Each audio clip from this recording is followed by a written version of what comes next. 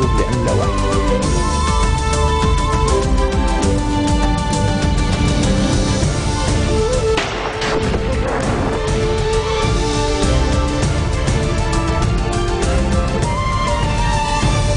Bonjour à tous et merci de nous rejoindre sur Futur TV pour cette nouvelle édition de la rédaction.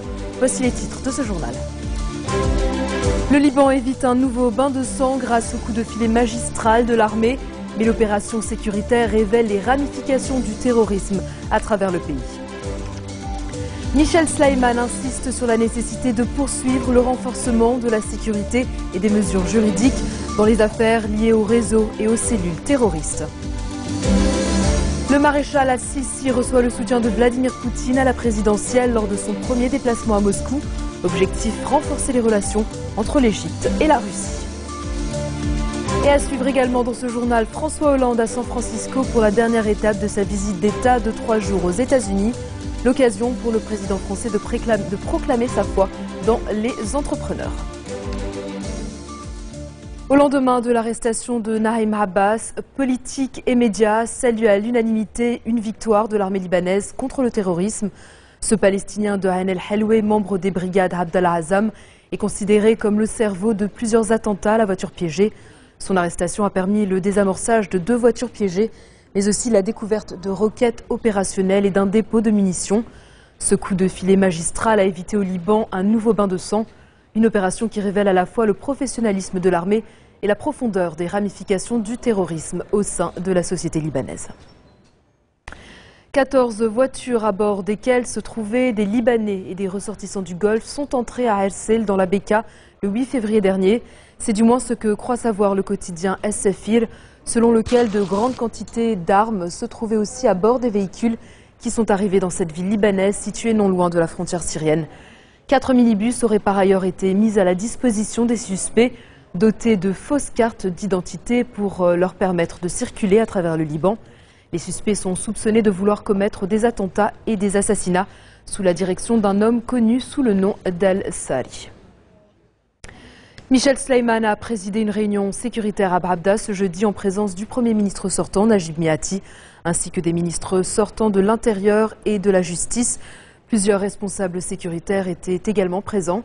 Le chef de l'État a une nouvelle fois salué l'opération réussie des services de renseignement de l'armée, soulignant la nécessité de poursuivre ces efforts qui visent à renforcer la sécurité, mais aussi les mesures juridiques prises dans le cadre des affaires liées au réseau et aux cellules terroristes. Michel Sleiman a par ailleurs appelé les responsables politiques à coopérer pour former le plus rapidement possible un nouveau gouvernement. Najib Mikati s'est pour sa part dit optimiste quant à la formation prochaine d'un nouveau gouvernement. À l'issue de sa rencontre avec l'évêque maronite de Beyrouth, Boulos Matar, le Premier ministre sortant a affirmé que des signes positifs indiquent qu'un nouveau cabinet sera bientôt formé. Il a aussi dit espérer que la charte nationale de Bkerké sera traduite sur le terrain. Pour la deuxième journée consécutive, une force de la sécurité de l'État a mis la main sur une usine ambulante de médicaments contrefaits à Bar Eliès, c'est dans la Bekaa. Une patrouille a perquisitionné 5 entrepôts de médicaments contrefaits dans la même région. Hier déjà, des médicaments contrefaits avaient été saisis dans un entrepôt de Majd el-Hanjar, toujours dans la Bekaa. Ces médicaments produits illégalement étaient vendus à travers le Liban. Des médicaments périmés ont également été saisis.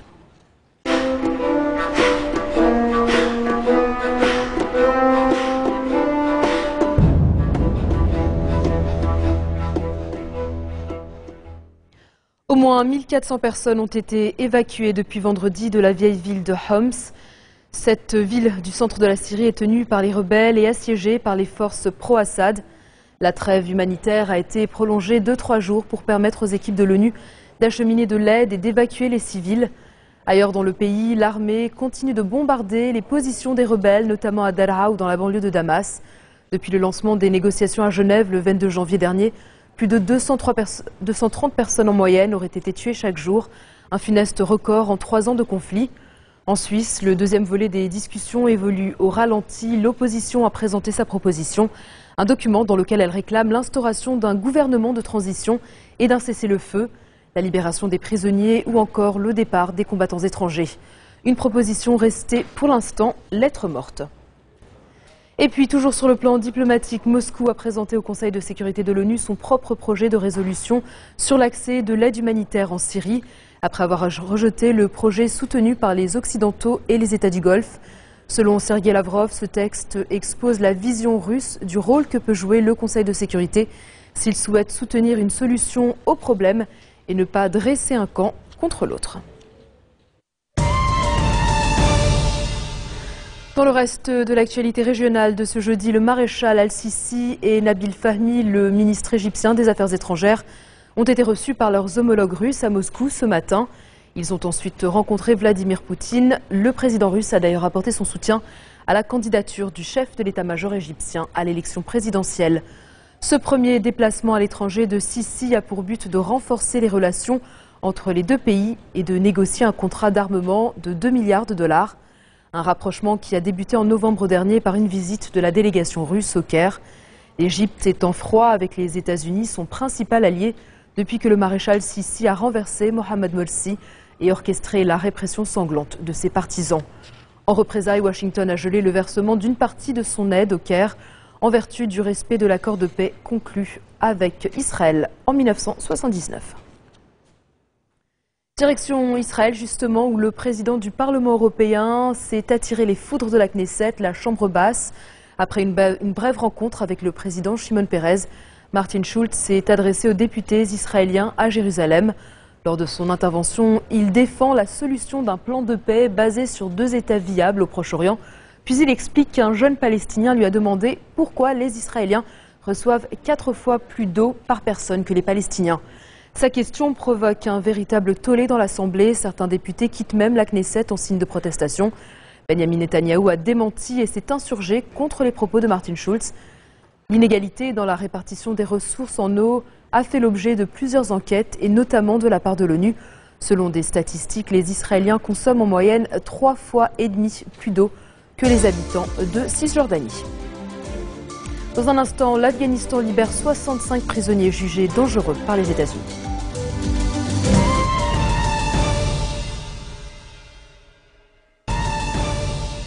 Retour sur le plateau de l'info de Futur TV. Une voiture piégée a explosé ce jeudi devant l'entrée du complexe qui abrite l'aéroport de Mogadiscio et le quartier général de la force de l'Union africaine en Somalie.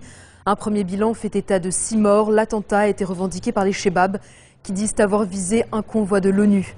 Ce complexe ultra sécurisé abrite aussi des bureaux des Nations Unies et des antennes diplomatiques occidentales, notamment la mission britannique. L'ambassadeur britannique en Somalie, Neil Wegen, a d'ailleurs indiqué sur Twitter avoir entendu une forte explosion et vu un nuage de fumée. La France exclut toute partition de la Centrafrique. En visite à Bangui, le ministre français de la Défense a déclaré que personne ne l'acceptera et qu'il faut absolument l'empêcher. Il s'agit de la 3e visite de Jean-Yves Le Drian depuis le début de l'opération militaire française Sangaris, le 5 décembre dernier. Il se trouvait aux côtés de la présidente centrafricaine de transition, Catherine Samba-Panza, qui a affirmé vouloir aller en guerre contre les anti-Balaka. Ces milices d'autodéfense à majorité chrétienne se rendent coupables de nombreuses exactions dans le pays, en particulier envers la communauté musulmane, devenue la cible de pillages et de lynchages quotidiens. 2 déclarations fermes, on les écoute. On avait beaucoup parlé des ex-Séléka, on parle maintenant beaucoup des anti-Balaka. Quand on agit comme cela à l'égard des populations, comme des bandits, ce sont des actes criminels. Je n'hésite pas à utiliser le terme. Et il faut les punir comme tels. Et nous sommes ici pour appliquer les résolutions du Conseil de sécurité, c'est-à-dire les résolutions de la communauté internationale, prises à l'unanimité, y compris en utilisant la force. Ce ne sont pas des troupes conventionnelles.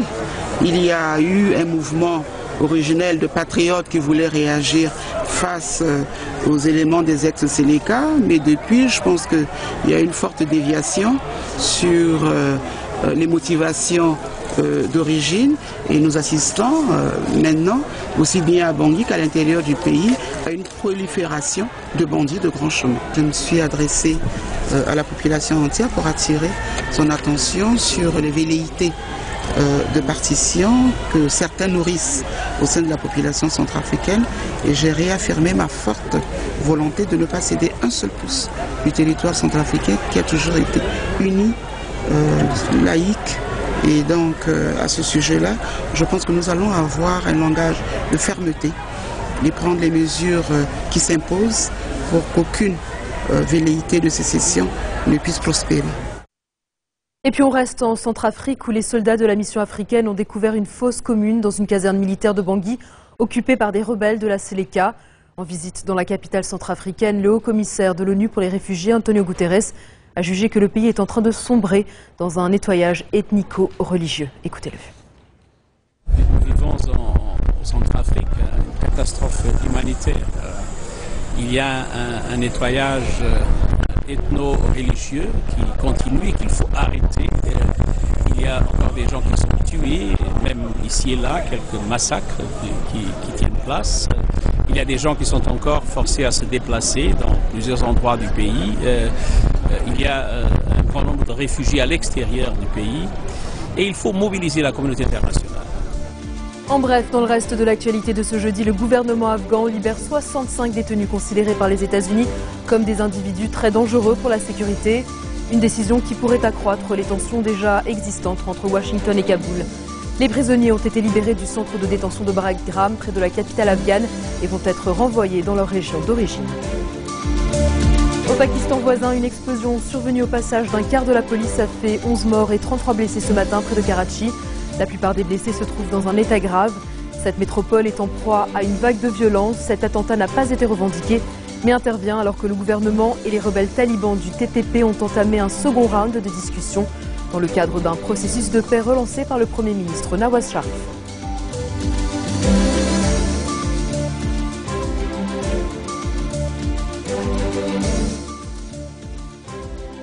Et puis une nouvelle tempête blanche est en train d'arriver sur New York et sur Washington après avoir traversé le pays et fait plus d'une dizaine de morts. 3700 vols ont été annulés ce jeudi et près d'un demi-million de foyers sont privés d'électricité. Barack Obama a déclaré l'état d'urgence dans une quarantaine de comtés de Géorgie et de Caroline du Sud, les deux États les plus touchés pour l'instant. Cette tempête glaciale, la deuxième depuis le début de l'année, est due à un dôme d'air froid venu de l'Arctique. François Hollande à San Francisco pour la dernière étape de sa visite d'État de 3 jours aux États-Unis, la première d'un président français depuis celle de Jacques Chirac en 1996. Le chef de l'Élysée a proclamé sa foi dans les entreprises innovantes et les start-up, mais aussi sa disposition à accueillir en France les géants américains de l'Internet. Selon lui, l'Hexagone doit reconnaître le dynamisme de ses entrepreneurs et favoriser l'esprit d'initiative. François Hollande est le premier président français en exercice à fouler le sol de la Californie depuis François Mitterrand, il y a 30 ans. C'est ici, en Californie, à San Francisco, que s'invente le monde de demain, celui du XXIe siècle. C'est ici qu'une révolution s'est initiée à travers les nouvelles technologies et qui attire tous les talents du monde. Et c'est pourquoi les Français sont présents. En Californie, vous voulez changer le monde. C'est une belle ambition, une grande aventure. Et il se trouve que nous avons la même. Depuis des siècles, la France veut changer le monde. Alors, nous sommes en Californie pour y réussir ensemble. Changer les technologies, changer les manières de produire et de consommer, changer les conditions de la santé, parvenir à un monde meilleur. La Californie et la France devaient forcément se rencontrer. C'était pour leur histoire déjà accomplie. Ce sera également pour leur avenir. Merci à tous d'y contribuer. C'est la fin de ce journal. Tout de suite, le rappel des titres qui ont marqué l'actualité de cette journée. Le bilan évite un nouveau bain de sang grâce au coup de filet magistral de l'armée, mais l'opération sécuritaire révèle les ramifications du terrorisme à travers le pays. Michel Sleiman insiste sur la nécessité de poursuivre le renforcement de la sécurité et des mesures juridiques dans les affaires liées au réseau et aux cellules terroristes. Le maréchal Al-Sisi reçoit le soutien de Vladimir Poutine à la présidentielle lors de son premier déplacement à Moscou. Objectif, renforcer les relations entre l'Égypte et la Russie. Et puis, on vient de le voir, François Hollande à San Francisco pour la dernière étape de sa visite d'État de 3 jours aux États-Unis. L'occasion pour le président français de proclamer sa foi dans les entrepreneurs. Merci de votre attention. Retrouvez-nous tous les jours à 16h40 heure de Beyrouth. Vous pouvez également nous suivre en ligne sur notre site web ou en téléchargeant notre application mobile. Vous retrouverez Serge Berbari à la barre du prochain JT. Bonne soirée. داعش وحزب الله والنظام ثلاث وجوه لعملة واحدة.